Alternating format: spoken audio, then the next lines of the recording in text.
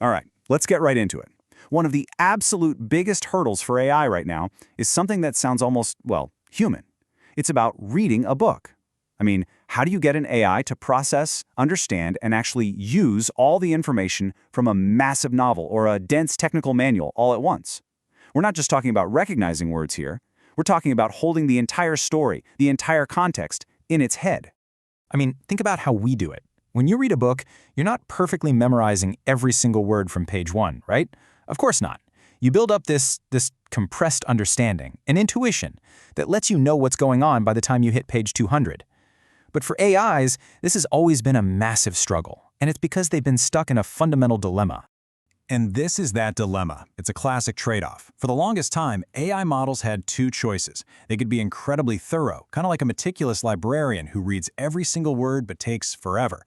Or they could be super fast, like a speed reader who just flies through the pages but forgets crucial details from the early chapters. So you got high performance or you got high speed. You could never really have both. But what if you could break that rule? What if a model could read an entire book with a deep comprehension of that librarian, but do it at the lightning pace of the speed reader? Well, that's exactly the promise of a new approach we're going to talk about, one that completely reframes the problem. And honestly, the results are pretty mind-blowing.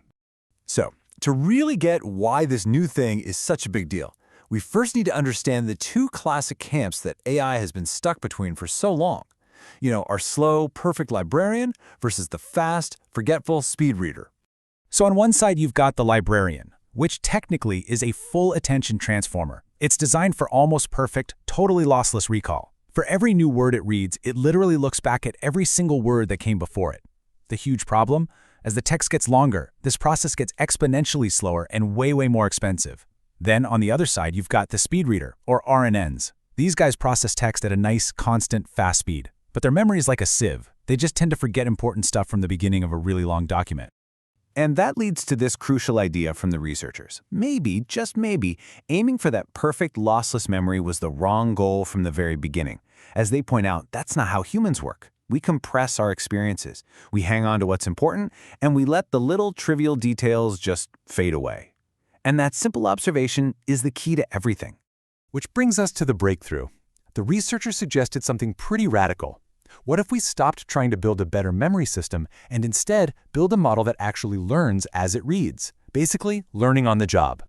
They call this test time training, or TTT for short. The idea is when you give the model a long text to read, what they call test time, it's not just a passive reader. No, it's actively training itself as it goes.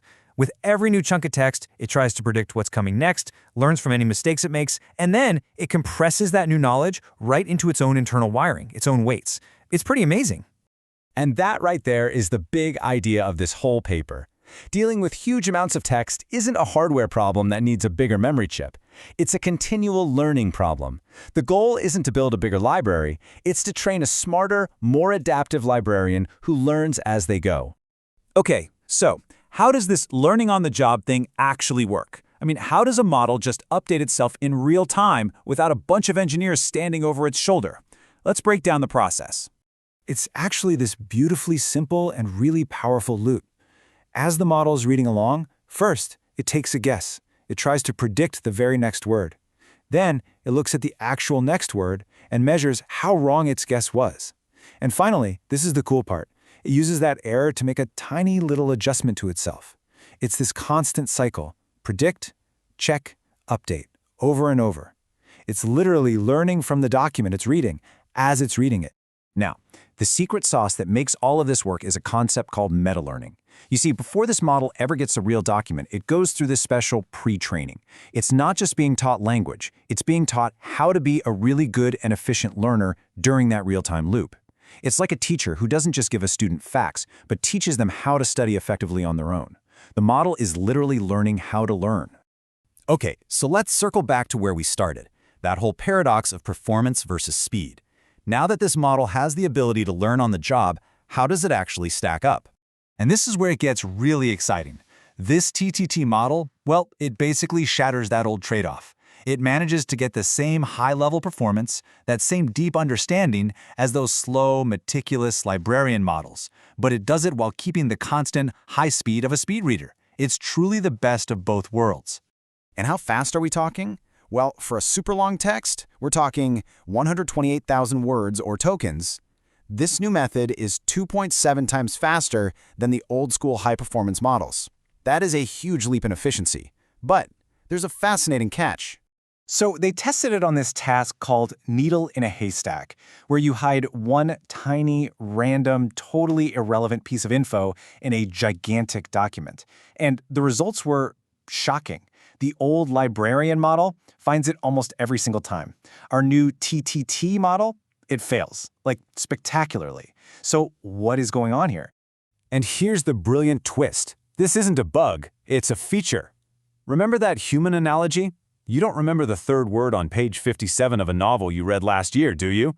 Of course not. You remember the plot, the characters, the feeling. This model does the exact same thing. It's built for comprehension, for understanding the gist, not for perfectly memorizing every irrelevant detail. It's learning what's important, and, just like us, it's letting the rest go. This whole shift, moving away from perfect memorization and towards this adaptive kind of learning, it has huge implications for where AI is going next. So why does all this matter? Well, for starters, it means we can run more powerful AI on cheaper, more accessible hardware. It opens the door to real-time analysis of enormous amounts of data. Imagine an AI that could read a patient's entire medical history in seconds to help a doctor out. Even more fundamentally, this shifts AI research away from just building bigger, static models and towards creating dynamic, adaptive systems, AIs that could truly personalize themselves to you, learning from your documents, your emails, your conversations, all on the fly. And that really leaves us with one final, pretty wild question to think about. If an AI can continuously learn and compress and adapt from every single thing it ever reads, just like we do, where does that learning process actually stop? And what does an AI that never stops learning eventually become?